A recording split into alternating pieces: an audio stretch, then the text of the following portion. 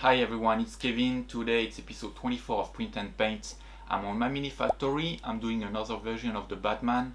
The model is from Berserk and that's an interesting one, so let's print. Okay, so first what I've done, I downsized the model because it was really big already and I didn't want to print like 10 times. So I've tried to fit everything on what I could. Here I'm at 30%. I'm doing some part of the bat himself. The support were really easy to do. There was like nothing crazy to look for. I started with heavy support on some of the parts. The first part touching the build plate, and then I went around and added some structural support with medium and some small light if I had some details. But everything was pretty easy. Here I have 4 pieces on one build plate. I have 2 more to go. Here that's the cape, 4 parts for the capes. Just trying to find the best angle. I'm adding a lot of my support. Here a lot of them are on the back of the seams around the keyholes and everything. It's gonna be a bad, I guess, idea. We'll see later on why. But same idea, pretty easy. Just mostly like structural support at the start. And then a couple more on the side, but not many islands. And the last is the base. Pretty easy. If you go from the downside of the base, it's really just spamming the support here and that's it. Everything is under the model. Okay, so after 3 build plates of around 6 hours each, I have my whole model put together. That 30% scale, it's still quite a decent size. As you can see, there is a lot of milliput around. One of the reasons is when you put your support on the keyhole, you think, okay, I'm gonna hide everything, but a lot of deformation are gonna occur around those parts. Everything's gonna pull in here, so you're gonna get like 1 millimeter gap here and another one here and one more on the side. And you add up all those things, and on figure really intricate like this one, then you're gonna get huge gap at some point. That's what I had here on the side, so it's a bit annoying. It's really intricate to put together. I wanted to keep some parts separate, but there is no way. I can't fill the gap and then paint and fill more gap after. So I decided, okay, let's put everything together, fill the whole thing. I'm still gonna have to sand a little bit and try to make it clean for later, but that's fine. I'm gonna do my best when I paint. I'm just gonna play with the light around and try to have fun on it.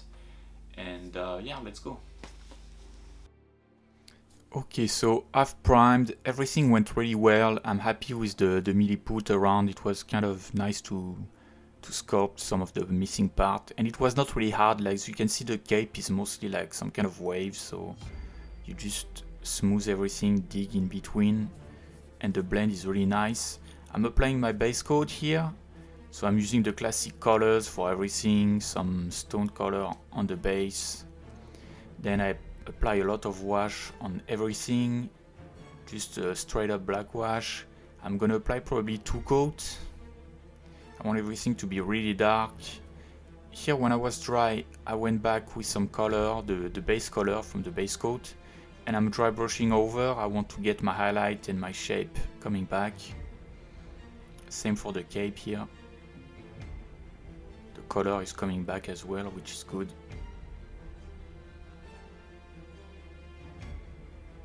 So right now I'm starting on the first light hitting from the bottom. So what I'm doing, I'm dry brushing some really light yellow. And I'm going from the bottom up, because the light is always reflecting from the bottom. So I'm always using the brush in the same pattern here. And I'm trying to apply my whole light where I'm thinking it's gonna hit. So from the front here, there is a lot of light coming, and then it's gonna kind of disperse a little bit on the side.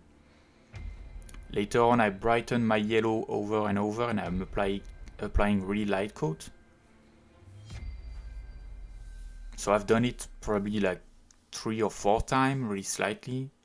The good thing with dry brushing is like the more you do it, the more color you get, so that's really nice. Really easy to control what you're doing. Here from the back, I want the kind of shine of the moon hitting the cape from the top. So I started with some lighter blue, then I'm going even brighter and brighter with a bit whitish, trying to find where my light is gonna hit. Here what I'm doing, I'm cleaning some of the mess, because dry brushing is pretty easy to do, but it's making a lot of mess. There is always like a small particle of paint everywhere, so I'm just going into the recess, I'm blackening everything where it's a bit weird. I redefine all my line. I've done the whole thing around the stone here. There's a lot of cracks and small details, so washes are great, they can help you, but they are not like the straight black line. They darken the whole thing and not only like specific creases. So after my black lines, here I'm doing some edge highlighting, still on the stone base. So I went around every part of it, and mostly the two corners, like the corners from the yellow color and from the blue color. That's where I used a lot more highlight. And I'm coming back on the cape as well here with the brush, just to be a bit smoother and like a bit brighter as well. Here I can really control exactly where I want the top part, the brightest part. Same here on the gargoyle and some part of the cape. I'm almost white here. I'm not sure if I'm completely white yet, but I went really brighter and mostly did some tip of the cape and stuff like this.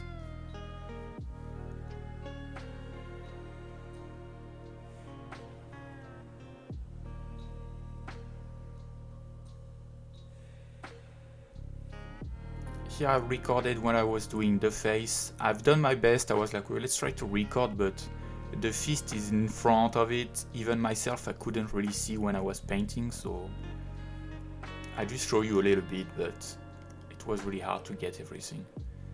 At the end, I'm doing the eyes really simply with just the white. And yeah, that's it.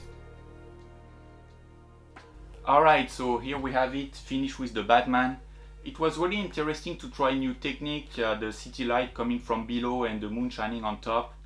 The Batman is pretty dark already, and I've done one really simply, so I was like, okay, let's try to mess around with some color and some effect. It's not perfect. You can really improve a lot this kind of technique. I think I started really on the basics here, but that's fine. That's the impression is here. I think that's a decent result, but there is definitely way more to learn about it. And yeah, I'm pretty happy. If you enjoyed the video, subscribe and stay tuned. We're gonna have more every week, and see you next time.